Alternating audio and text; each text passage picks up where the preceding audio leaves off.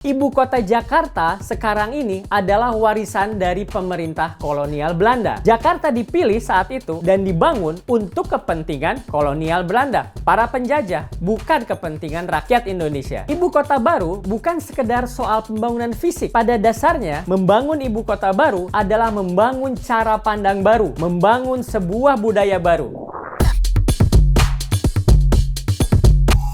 Pada umumnya, politisi dikenal memiliki perhatian jangka pendek. Istilahnya, pekerja 5 tahunan saja. Buat apa memikirkan jangka panjang? Toh, saya sudah tidak menjabat lagi. Begitu umumnya para politisi. Politisi juga biasanya dikenal sering mengambil kebijakan populis yang didukung oleh publik luas. Berani mengambil kebijakan yang tidak populer, resikonya besar. Kehilangan suara dan bahkan kehilangan jabatan. Tapi sungguh beruntung republik ini. Ada satu politisi yang memiliki visi jangka panjang dan berani mengambil keputusan yang mungkin tidak populer, tetapi keputusan itu bermanfaat bagi rakyat banyak. Lebih beruntungnya lagi, politisi visioner ini menduduki jabatan tertinggi di Republik. Politisi ini adalah Presiden Jokowi. Satu visi besar Presiden Jokowi yang akan memberikan manfaat tak terhingga bagi bangsa dan rakyat Indonesia adalah mendirikan ibu kota negara baru di Penajam Pasir Utara, Kalimantan Timur.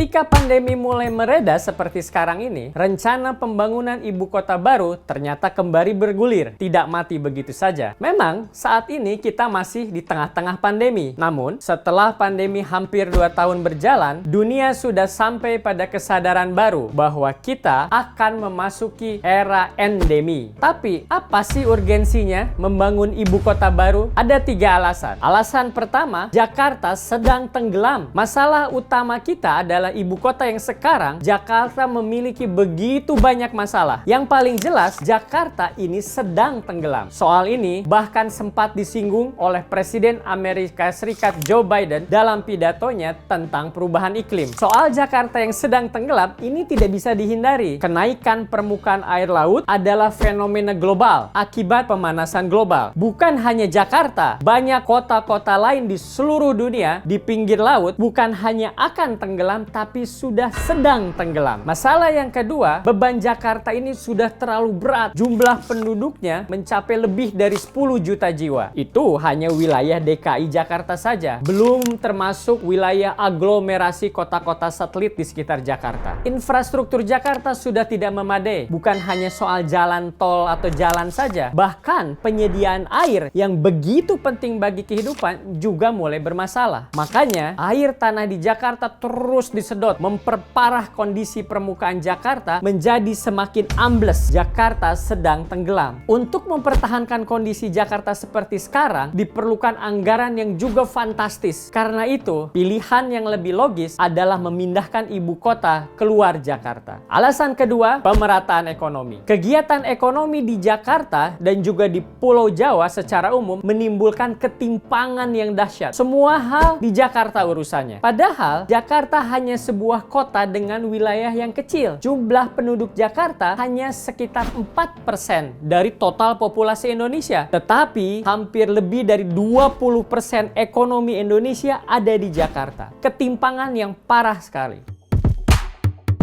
Alasan ketiga, ibu kota baru bukan sekedar soal pembangunan fisik. Pada dasarnya, membangun ibu kota baru adalah membangun cara pandang baru, membangun sebuah budaya baru. Ibu kota Jakarta sekarang ini adalah warisan dari pemerintah kolonial Belanda. Jakarta dipilih saat itu dan dibangun untuk kepentingan kolonial Belanda, para penjajah, bukan kepentingan rakyat Indonesia. Jakarta dijadikan pusat segalanya. Kenapa? Itu untuk memudahkan kelompok penjajah menguasai mayoritas rakyat. Pemerintah terpusat di Jakarta, bisnis terpusat di Jakarta, sehingga semuanya jadi mudah dikontrol oleh pemerintahan kolonial Belanda. Sebagai pemerintahan kolonial, Belanda tentu tidak punya kepentingan untuk memikirkan pemerataan. Belanda hanya memikirkan dirinya sendiri. Urusan rakyat miskin pribumi di pelosok Nusantara bukan urusan pemerintahan kolonial Belanda. Bangunan yang sekarang dijadikan kediaman presiden pun dan juga banyak kediaman kediaman pemimpin daerah, dan juga gedung-gedung pemerintahan, semuanya banyak merupakan warisan pemerintah kolonial Belanda. Gedung-gedung ini dibangun dengan cara pandang kolonial yang sangat feodal. Coba perhatikan, Istana Merdeka, Istana Negara, Istana Bogor, Istana Cipanas, semuanya adalah warisan Belanda dan semuanya berupa istana. Istana adalah simbol feodalisme. Istana-istana seperti ini memang banyak kita temui di negara-negara Eropa yang pada mulanya mereka merupakan kerajaan-kerajaan besar. Tapi ambil contoh, misalnya di Amerika Serikat, kediaman dan kantor Presiden Amerika Serikat dinamakan White House, sebuah rumah. Dia bukan sebuah palace, bukan istana. Kenapa begitu? Ini karena Amerika memang bukan negara yang mewarisi nilai-nilai kerajaan. Amerika tidak ingin mewarisi nilai feodal. Sebaliknya, Amerika justru memerdekakan diri, membebaskan diri dari kerajaan Inggris. Begitu juga dengan Indonesia. Kita harus memerdekakan diri dari budaya feodal. Saya harap kediaman presiden di ibu kota baru nanti bukan berupa istana dan tidak perlu disebut istana. Presiden harus tinggal di sebuah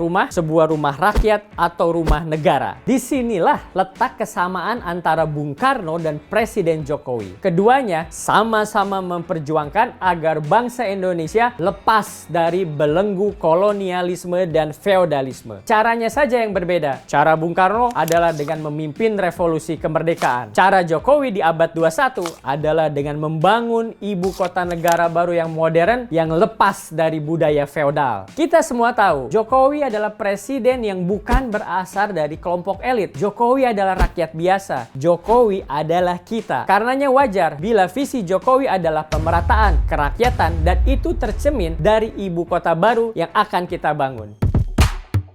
Ibu kota baru adalah sebuah cita-cita lama dengan tujuan revolusi mental psikologis, bukan semata-mata masalah pembangunan fisik dan ekonomi saja. Ibu kota baru itu nantinya akan melepaskan kita dari budaya kolonial dan feodal. Ibu kota baru melepaskan kita dari elitisme. Ibu kota baru itu nantinya adalah sebuah kota yang merakyat, rumah rakyat, dan ramah terhadap rakyat. Lokasi ibu kota baru nanti di Kalimantan Timur berada di tengah-tengah Indonesia, memudahkan pemerataan bagi seluruh rakyat Indonesia. Ibu kota baru akan mewujudkan keadilan sosial bagi seluruh rakyat Indonesia. Kedepannya, Jakarta tidak akan lagi menjadi pusat segalanya. Cukup Jakarta menjadi pusat bisnis yang maju, tanpa harus dibebani oleh kegiatan-kegiatan pemerintahan. Sementara itu, kegiatan pemerintahan bisa dikomando dari Penajam Pasir Utara, Kalimantan, dengan membangun sentra-sentra ekonomi baru yang diharapkan tumbuh di mana-mana di seluruh Nusantara. Biarkan istana-istana yang sekarang ada menjadi museum saja. Juga kompleks Senayan DPR bisa jadi museum atau bahkan taman kota. Biar para pejabat politisi bisa secara fresh memikirkan masa depan bangsa di ibu kota baru nanti. Jokowi mewarisi cara pandang visioner ini dari Bung Karno. Bila seorang presiden hanya berpandangan jangka pendek saja, hanya membuat sesuatu yang hasilnya segera bisa dirasakan atau diresmikan dengan gunting pita, maka membangun ibu kota baru tentu bukan pilihan. Jika seorang presiden hanya presiden populis yang memikirkan citranya, anggaran besar untuk dimanfaatkan untuk program-program populis harusnya menjadi popularitas. Tapi tidak dengan Jokowi. Jokowi akan membangun ibu kota baru ini. Anggaran yang harus disiapkan mencapai 700 triliun rupiah untuk membangun awal ibu kota baru ini. Ibu kota baru ini penting